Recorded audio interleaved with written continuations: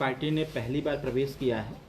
जब से हमारी पार्टी बनी है तब से लगातार हम लोग अपने संगठन का विस्तार कर रहे हैं और जब हमारे उन 3 विधानसभाओं में विस्तार संगठन का हुआ तो अवसर मिला चुनाव लड़ने का। हमने अपने 3 प्रत्याशी चुनाव मैदान में उतारे, जिसमें से जनकपुरी सीट से हमारे धर्मवीर जी लड़ रहे हैं, द्वारिका सीट से अरविंद कुमार फौजी जी लड़ रहे हैं और मटियाला सीट से श्री विनोद चौहान जी जो रिटायर्ड सूबेदार हैं। ये 3 प्रत्याशी हम चुनाव मैदान में उतारे हैं।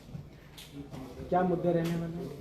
सुहेलदेव भारतीय समाज पार्टी सबसे पहला मुद्दा अपना स्पष्ट रूप से कहना चाहती है कि अगर हमारे मतदाताओं के वोट से नेताओं के, मंत्रियों के, विधायकों के और सांसदों के, अधिकारियों की तनख्वाह तय होती है, उनके पेंशन तय होते हैं, तो सुहेलदेव भारतीय समाज पार्टी चाहती है कि दिल्ली में हर मतदाता को 5,000 रुपये मतदाता पेंशन मिले और देश की राजधानी दिल्ली है, दिल्ली से जो आवाज़ उठेगी वो देश स्तर पर लागू होगी।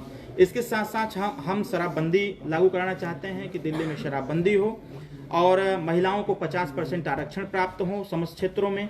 इसके साथ साथ हम अपने जो शिक्षण संस्थान है दिल्ली में, उन शिक्षण संस्थानों में भारतीय संविधान के पठन पाठन की अनिवार्यता चाहते हैं। इसके लिए हम अपने प्रत्याशी लड़ा रहे हैं कि जब हमारा प्रत्याशी जीत करके सदन में जाएगा तो वह इस बात को स्पष्ट रूप से रखने का प्रयास करेगा कि जो लोग संविधान की दुहाई देते हैं, संविधान को कोई जेब में रख के चलता है, कोई सीने से लगा के चलता है, कोई सर पे रख के चलता है। संविधान को जेब में, सीने से और सर पे रखने से बच्चे संविधान नहीं पढ़ सकते जब तक इसको अनिवार्य रूप से लागू न किया जाए।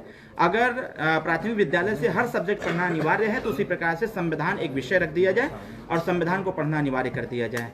भारत सरकार ने तय किया कि 1 नेशन 1 इलेक्शन होना चाहिए, तो सुहेलदेव भारतीय समाज पार्टी दिल्ली से ही इस आवाज को उठाना चाहती है कि 1 नेशन 1 इलेक्शन के साथ साथ 1 नेशन 1 एजुकेशन की भी चर्चा होनी चाहिए, जिससे कि एक प्रकार की शिक्षा हो, गरीब और अमीर को एक प्रकार की शिक्षा प्राप्त हो।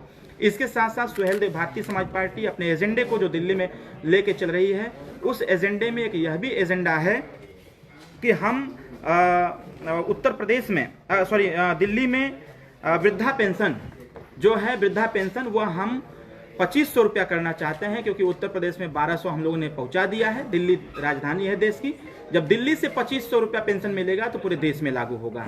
और एक बात और है, जिस प्रकार से हमारे मजदूर, बेरोजगार तमाम लोग मिलकर के सरकार बनाते हैं और सरकार बनाने के बाद सरकार में मंत्री, विधायक, सांसद, अधिकारी अपना तनख्वाह तय करते हैं, अपनी पेंशन तय करते हैं और संविधान कहता है समता, स्वतंत्रता, बंधुत्व, न्याय।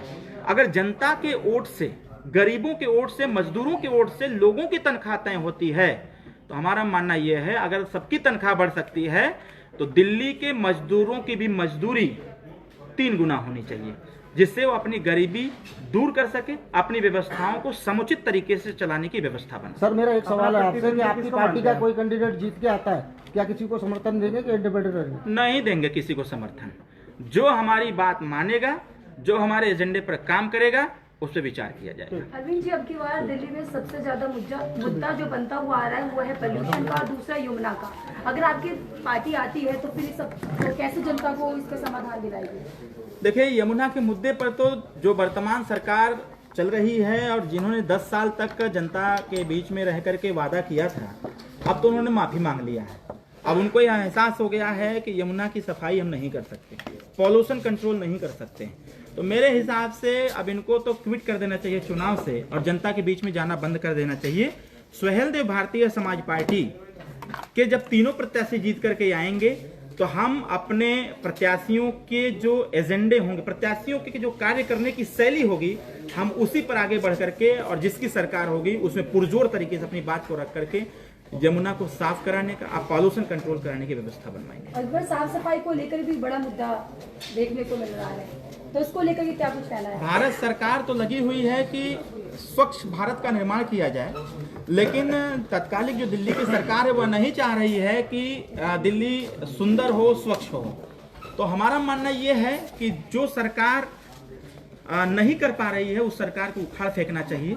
और अच्छी सरकार को स्थापित करना चाहिए, क्योंकि जनता ही इसमें अमूल्य भूमिका निभाएगी। हमारे प्रत्याशी जो जीतेंगे वो इस पे अपना विचार रखेंगे, और सुहेल देव भारतीय समाज पार्टी के विचार ऐसे होते हैं जो स्वच्छ साफ होते हैं, उसको लागू करके इसकी व्यवस्था बनाएगा, व्यवस्था किया जाएगा।